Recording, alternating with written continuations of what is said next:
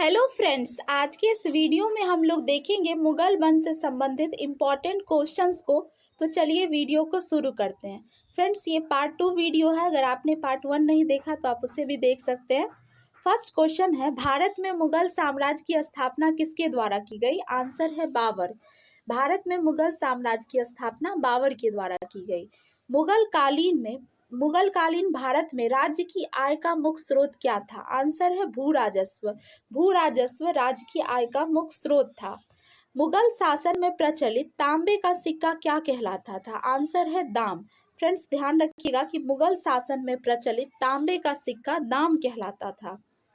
अगला है, मुगल प्रशासन व्यवस्था में मनसबदारी प्रणाली को किसने शुरू किया था? आंसर है अकबर। अकबर ने फ्रेंड्स मनसबदारी प्रणाली को शुरू किया गया था। और ये भी पूछा जाता है कि मनसबदारी प्रणाली कब शुरू हुआ था? तो 1575 में। ध्यान रखिएगा, 1575 में मनसबदारी प्रणाली शुरू हुआ था। सती प्रथा की भर्त्सना करने वाला मुगल सम्राट कौन था? आंसर है अकबर। किस युद्ध से भारत में मुगल राज्य की नींव पड़ी? आंसर है पानीपत का युद्ध। फ्रेंड्स, ध्यान रखिएगा कि पानीपत के युद्ध से मुगल राज्य की नींव पड़ी। और पानीपत का जो युद्ध है वो 21 अप्रैल 1526 को हुआ था। आगे बढ़ते हैं। अगला प्रश्न है कि किस मुगल शासक को आलमगीर तथा जिंदा पीर कहा जाता है? तो आंसर है औरंगजेब। औरंगजेब को आलमगीर और जिंदा पीर कहा जाता है। किस मुगल शासक ने 2 बार शासन किया? आंसर है हुमायूं। हुमायूं ने 2 बार शासन किया। सबसे पहले 1530 से 40 ईस्वी तक और फिर 1555 से 56 तक। अंतिम मुगल बादशाह कौन था? अंतिम मुगल बादशाह था बहादुर शाह जफर। कभी कभी अंतिम मुगल बादशाह पूछ लिया जाता है, तो ध्यान रखिएगा कि अंतिम मुगल बादशाह था बहादुर शाह जफर। मुगल साम्राज्य की राजधानी को आगरा से दिल्ली स्थानांतरित किसने किया था? आंसर है शाहजहां। शाहजहां ने फ्रेंड्स मुगल साम्राज्य की राजधानी को आगरा से दिल्ली स्थानांतरित किया था। बलबन द्वारा प्रारंभ किया गया दरबारी रिवाज सिजदा एवं पैबोस किस मुगल बादशाह ने समाप्त कर दिया? आंसर है शाहजहां। फ्रेंड्स, यहाँ से ध्यान रखिएगा कि जो सिजदा और पैबोस है, यह रिवाज बलबन के द्वारा प्रारंभ किया गया था, जिसे मुगल बादशाह शाहजहां ने समाप्त कर दिया। अगला प्रश्न है, हुमायूं ने कालिंजर का अभियान किस वर्ष किया था? आंसर है 1530। हुमायूं ने कालिंजर का अभियान किया था 1530 में।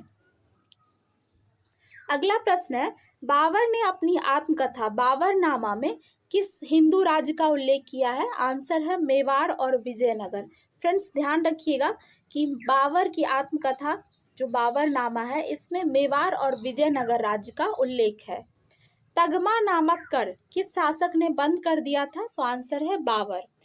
दिल्ली के पुराने किले दीन पनाह में शेर मंडल नामक पुस्तकालय किसने बनाया था? आंसर है हुमायूं। हुमायूं ने शेर मंडल नामक पुस्तकालय बनवाया था। अगला प्रश्न है कि दास प्रथा की समाप्ति किस मुगल शासक ने की थी? आंसर है अकबर। अकबर ने दास प्रथा की समाप्ति की थी। जहांगीर का बचपन का नाम क्या था? मोहम्मद सलीम। तुजुके जहांगीरी किसकी आत्मकथा है? तुजुके जहांगीरी जहांगीर की आत्मकथा है।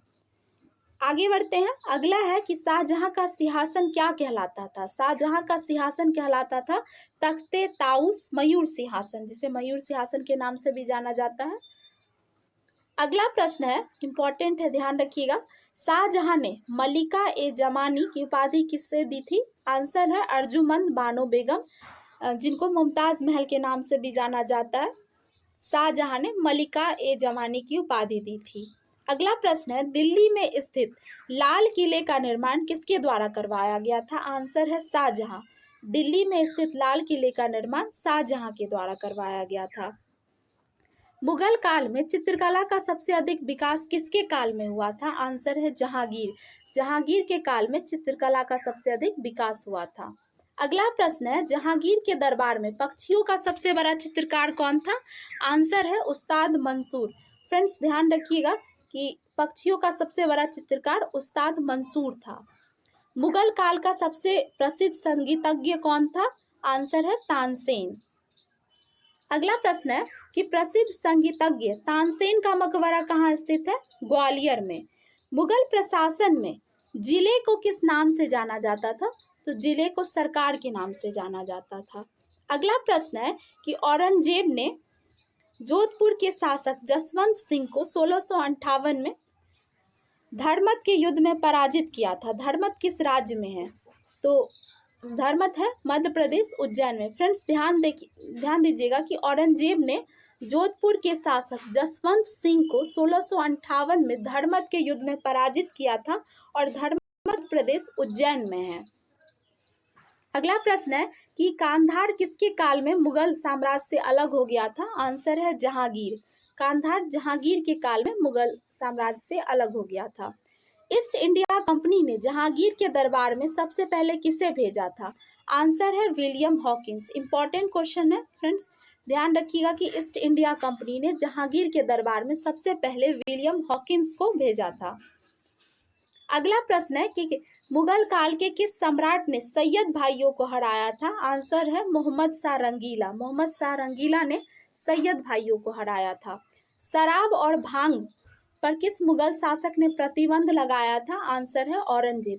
फ्रेंड्स इस वीडियो में टोटल हम लोग 62 क्वेश्चन करने वाले हैं, तो बढ़ते हैं आगे की ओर।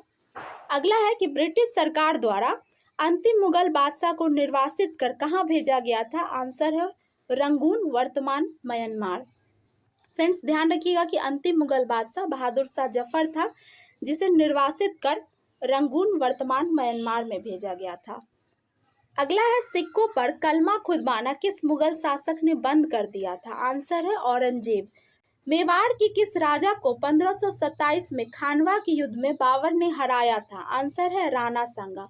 इंपॉर्टेंट क्वेश्चन है फ्रेंड्स, ध्यान रखिएगा कि खानवा का युद्ध 1527 में हुआ था और यह बाबर और राणा सांगा के बीच हुआ था, जिसमें बाबर विजयी रहा। बाबर ने राणा सांगा को हराया था।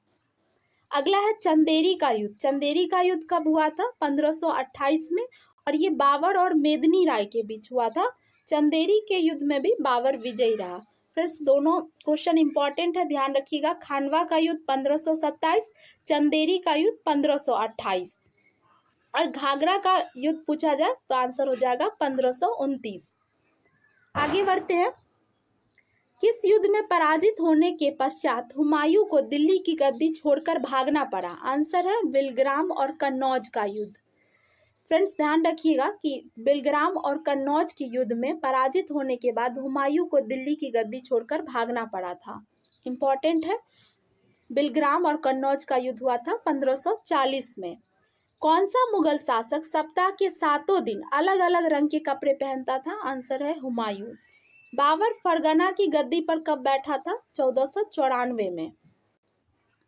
अगला है बाबर को भारत पर आक्रमण करने के लिए किसने आमंत्रित किया था? आंसर है आलम खां लोधी और राणा सांगा ने। फ्रेंड्स इंपॉर्टेंट क्वेश्चन है, ध्यान रखिएगा कि बाबर को भारत पर आक्रमण करने के लिए आलम खां लोधी और राणा सांगा ने आमंत्रित किया था। भारत में डाक प्रथा का प्रचलन सबसे पहले किसने किया था? आंसर है शेर शाह सूरी। किस मुगल सम्राट के काल को हिंदी साहित्य का स्वर्ण काल कहा जाता है? आंसर है अकबर। अकबर के काल को हिंदी साहित्य का स्वर्ण काल कहा जाता है। अगला है किस उपलक्ष्य में अकबर ने बुलंद दरवाजा बनवाया था? आंसर है गुजरात विजय। गुजरात विजय के उपलक्ष्य में अकबर ने बुलंद दरवाजा बनवाया था 1571 में, यह गुजरात विजय हुआ था। वर्तमान में फरगना कहाँ स्थित है? फरगना उज्बेकिस्तान में है। अगला प्रश्न है कि अकबर के शासन काल में भू राजस्व सुधारों के लिए उत्तरदायी कौन था? आंसर है टोडरमल। टोडरमल अकबर के शासनकाल में भू राजस्व सुधारों के लिए उत्तरदायी था। मुगल काल में किस बंदरगाह को बाबुल मक्का कहा जाता है? आंसर है सूरत। सूरत को बाबुल मक्का कहा जाता था। किस शासक ने न्याय के लिए अपने महल में सोने की जंजीर लगवाई थी? आंसर है जहांगीर। जहांगीर ने न्याय के लिए अपने महल में सोने की जंजीर लगवाई थी। अकबर ने कंठावरन वाणी की उपाधि किस संगीतज्ञ को दी थी? आंसर है तानसेन। अगला प्रश्न है कि जो चित्रकला का शत्रु है वह मेरा शत्रु है, यह किस मुगल शासक ने कहा था? आंसर है जहांगीर। जहांगीर ने कहा था कि जो चित्रकला का शत्रु है वह मेरा शत्रु है। हल्दी घाटी का युद्ध किसके बीच हुआ? आंसर है अकबर और महाराणा प्रताप। फ्रेंड्स ध्यान रखिएगा कि हल्दी घाटी का युद्ध अकबर और महाराणा प्रताप के बीच हुआ था और 1576 ईस्वी में हुआ था। अगला प्रश्न है, जजिया कर किस धर्म के लोगों से लिया जाता था? आंसर है गैर इस्लामिक धर्मों से। अगला है कि मुगलों ने नौरोज का त्योहार कहां से लिया? आंसर है पारसी से। मुगल काल में जवाबित का संबंध किससे था? आंसर है राज्य कानून। 1658 में सामूगढ़ का युद्ध किनके मध्य हुआ? आंसर है औरंगजेब और दारा सिकोह। ध्यान रखिएगा कि 1658 में 1658 में सामूगढ़ का युद्ध औरंगजेब तथा दारा सिकोह के बीच हुआ था। शाहजहां द्वारा शाह बुलंद इकबाल की उपाधि किसे प्रदान की गई? आंसर है दारा सिकोह को।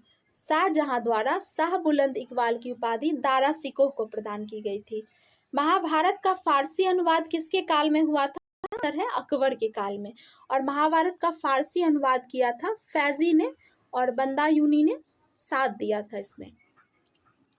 अगला प्रश्न है, अकबर का सबसे अंतिम विजय अभियान कौन था? आंसर है असीरगढ़ विजय अभियान, खानदेश के नाम से भी जानते हैं। यह अकबर का सबसे अंतिम विजय अभियान था। यह 1601 में हुआ था। भक्त तुकाराम कौन से मुगल सम्राट के समकालीन थे? आंसर है जहांगीर। जब मुगल साम्राज्य का पतन हो रहा था तब कौन सा क्षेत्र 1649 में पराजित हुआ? आंसर है कंधार। अगला प्रश्न है कि वह भवन जिसमें अकबर विभिन्न धर्मों के विद्वानों के साथ चर्चा करता था उसे क्या कहते हैं? तो उसे इबादत खाना कहते थे और इबादत खाने की स्थापना हुई थी 1575 में। ध्यान रखिएगा। किस इतिहासकार ने अकबर द्वारा प्रतिपादित दीने इलाही को एक धर्म कहा? आंसर है अबुल फजल। अबुल फजल ने अकबर द्वारा प्रतिपादित दीने इलाही को धर्म कहा था। इंपॉर्टेंट है। अगला प्रश्न है, किस बादशाह के अंतर्गत मुगल देश में सर्वाधिक हिंदू सेनापति थे? आंसर है औरंगजेब। औरंगजेब के अंतर्गत मुगल देश में सर्वाधिक हिंदू सेनापति थे मुगल काल में। अकबर द्वारा बनवाई गई कौन सी इमारत अकबर द्वारा बनवाई गई कौन सी इमारत का नक्शा बौद्ध विहार की तरह? आंसर है पंचमहल, हवा महल के नाम से भी जानते हैं।